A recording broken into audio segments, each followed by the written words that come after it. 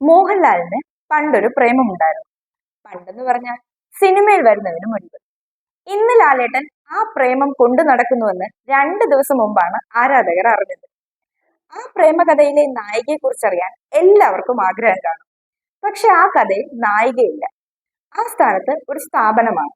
മറ്റൊന്നുമല്ല, KSRTC എന്ന നമ്മുടെ ആനവണ്ടി.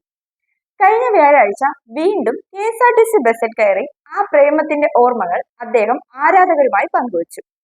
സുഹൃത്തും ഗതാഗത മന്ത്രിയുമായ KB ഗണേഷ് കുമാർ പുതിയ ബസ്സുകൾ പുറത്തിറക്കുന്നതിന്റെ ഭാഗമായാണ് ലാലിനെ ക്ഷണിച്ചിരുന്നത്.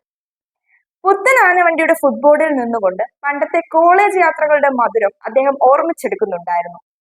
മോഹൻലാൽ പറഞ്ഞതിനപ്പുറമുള്ള കാര്യങ്ങൾ അദ്ദേഹത്തിന്റെ ബാല്യകാല സുഹൃത്തുക്കളായ മണിയമ്പിള്ള രാജു, പ്രിയദർശൻ, നന്ദു എന്നിവർ ഓർത്തെടുക്കുന്നുണ്ടായിരുന്നു. ലാലേട്ടന് മധുരിക്കുന്ന ഓർമ്മകളായിരുന്നുവെങ്കിൽ മണിയമ്പിള്ള രാജുവിന് KSRTC വില്ലനായിരുന്നു.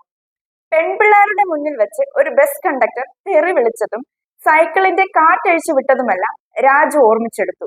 മാത്രമല്ല, മറ്റൊരു കണ്ടക്ടർ ഇതെല്ലാം വീട്ടിൽ അറിയിക്കുകയും ചെയ്തു.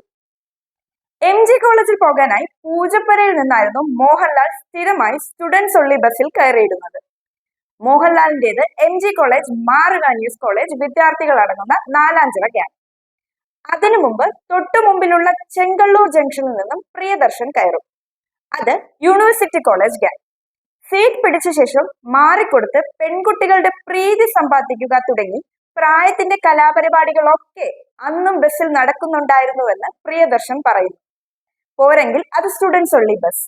തിരിച്ചു വരുമ്പോൾ യൂണിവേഴ്സിറ്റി കോളേജിന് മുന്നിൽ ബസ് നിർത്താതിരിക്കാൻ നാലാഞ്ചിറ ഗ്യാങ് ഡബിൾ ബെല്ലടിക്കും. പക്ഷെ കോളേജ് പിന്നിട്ട് ബസ് സാവധാനത്തിൽ വളവ് തിരിയുമ്പോൾ യൂണിവേഴ്സിറ്റി ഗ്യാങ് ചാടിക്കയറും. അത് ചെയ്യാതിരിക്കാൻ ലാൽ അടക്കമുള്ളവർ ഫുട്ബോളിൽ നിരന്നു നിൽക്കുമെന്നും പ്രിയദർശൻ ഓർത്തെടുക്കുന്നു. കഴിഞ്ഞ വ്യാഴാഴ്ച ബസ്സിൽ കയറിയപ്പോൾ ലാലേട്ടൻ പഴയ ഡബിൾ ബെല്ലടി കൃത്യമായി തെറ്റാതെ ആവർത്തിച്ചപ്പോൾ ആരാധകർക്ക് ഉറപ്പായി പ്രിയദർശൻ പറഞ്ഞത് ശരിയാണ്. ബസ് മുതലാളിയായും ജീവനക്കാരനുമായും ഒക്കെ അഭിനയിച്ചു തകർത്തിട്ടുള്ള ലാലേട്ടൻ എങ്ങനെ KSRTCയെ മറക്കും? എങ്ങനെ പഴയ കാലം മറക്കും? അതാണ് ലാലേട്ടൻ.